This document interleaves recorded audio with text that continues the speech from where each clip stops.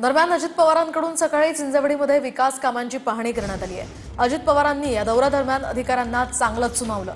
मात्र मी कुणाला झापायला या ठिकाणी आलो नाहीये असंही स्पष्टीकरण यावेळी अजित पवारांनी दिलंय। सगळ्यांबद्दल मला आदर आहे, सगळे आम्हाला सहकार्य करतात असंही अजित पवार म्हणाले। तर आज पुण्यामध्ये या ठिकाणी अजित पवारांनी अधिकाऱ्यांना चांगलं सुनावलं। मात्र या संदर्भात त्यांनी स्पष्टीकरण सुद्धा दिलेलं आहे। हिंजवडीमध्ये त्यांनी विकास कामांची पाहणी केली आणि त्यामध्ये काही त्रुटी आढळल्यानंतर अधिकाऱ्यांना त्यांनी छापलं।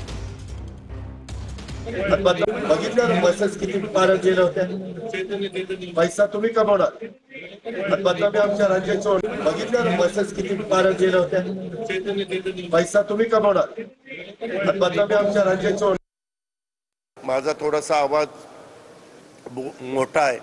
मी काही बघितलं काही बोललो की लगेच तुम्ही टीव्हीला दाखवता अजित पवारांनी आमक्याला झापलं। मी काही झापायला आलो नाही।